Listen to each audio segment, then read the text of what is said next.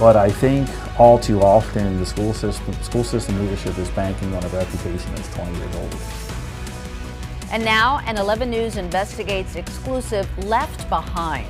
For years, Howard County Public Schools has been a destination district for students with special needs. But 11 News Investigates has learned that one of the top districts in the state has ignored warning signs for years, leaving students with unmet needs and teachers begging for help. Investigative reporter Tali Taylor shares what he's uncovered in his months-long investigation.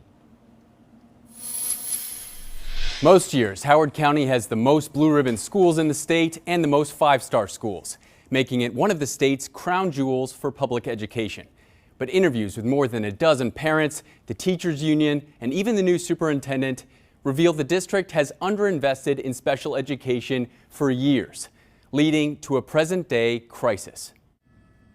On a cold winter's night in December, a dozen parents and grandparents invited 11 News Investigates to a meeting at a library in Columbia. The common thread that unites them, special education in Howard County Public Schools, also their source of frustration, anger, and heartbreak. This is unacceptable. Deborah Gunkel's battle with the district began in April 2023. Fulton Elementary decided that they weren't able to meet his needs. As a result, the district paid for her grandson, who we'll call Jay, to attend a non-public school. The fifth grader has severe ADHD, anxiety, and a language disorder, and as a result, has an individualized education program, a legally binding document outlining goals and services for the child. But in November 2023, Jay's reading teacher quit. A couple weeks later, his special educator quit. So then things started getting out of control. In May 2024, she received a call from the school saying there was an incident, and Jay was hurt by another student. And he came home, and I saw the injuries that I shared with you. What was your reaction to seeing those injuries? I immediately started crying. Gunkel filed this police report, which calls it a second-degree assault, and took Jay to an urgent care. She pulled Jay out of the non-public school paid for by the district that month and says Howard County Public Schools couldn't find a school for him in the district until December 2024, 7 months later. So he's not had reading, he's not had any of his speech, OT, nothing, zero. Is he at fifth grade levels? No, absolutely not. Jay's now back at a district school, but Gunkel says he's still not receiving the services required by his IEP. I feel bad for the teachers who truly care, and we are fed up. 11 News Investigates obtained Howard County Public Schools data, showing that of the 116 vacancies district-wide as of last week, 69% of those openings are in special education. Most five-star schools, most blue ribbon schools, you name it, but our staff aren't being paid like that. The district's budget for special education has increased each year, but the budget has not kept pace with the number of students with special needs. And as a result, 5 of the last 10 years saw a decrease in per-pupil special education funding, including last year and this year. Our educators are screaming the same thing that these poor parents are. Teachers Union President Ben Schmidt on Superintendent Bill Barnes' stated goal of hiring 149 special education staff by next year. The goal is to hire 149 additional special education positions. Not happening. You and I could have the same conversation next year. Those positions aren't going to be filled. What is that pay bump that special educators get versus a classroom teacher? Nothing. Nothing. There's no difference in pay.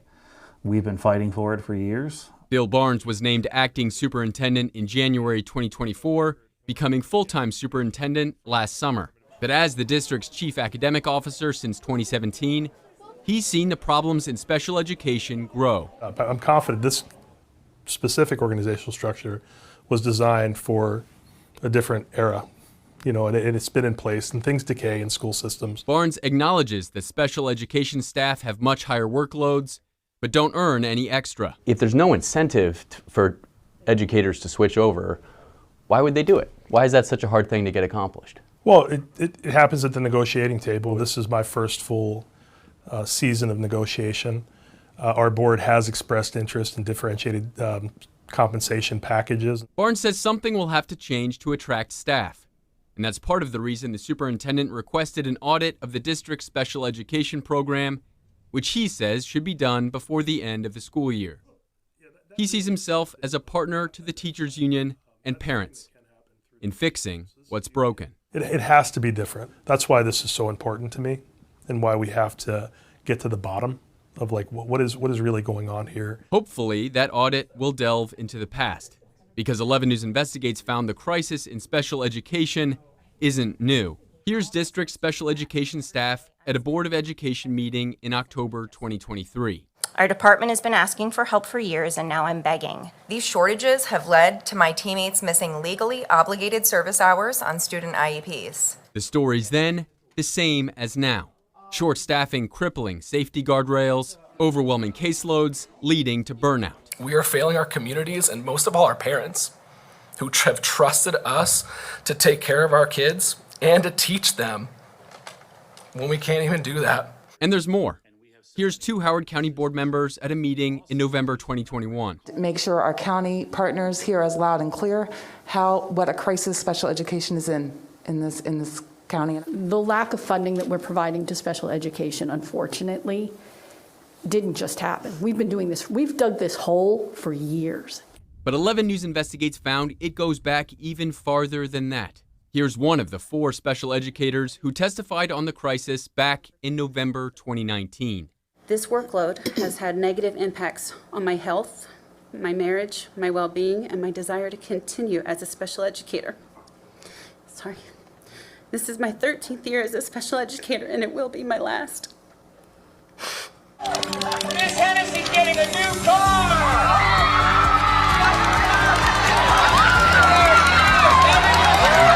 And here's the Howard County Public Schools Teacher of the Year back in May 2019. Sylvia Hennessy's joy that day, 6 months later, turning to anguish. More often than not this year, I feel like I'm failing.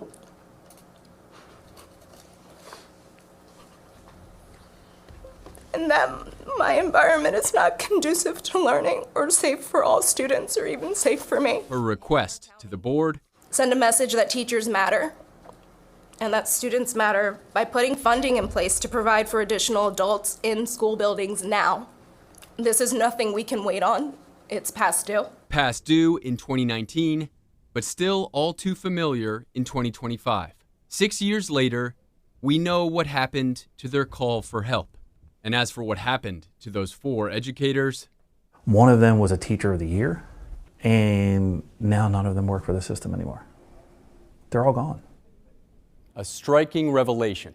All 4 of those special educators from 2019 have now left the district. The district is proposing to increase per pupil special education funding next year by 2%. Next week, in part 2 of our exclusive series Left Behind, 11 News Investigates talks to a parent who has spent 6 months waiting for answers. For 11 News Investigates, I'm Tolly Taylor.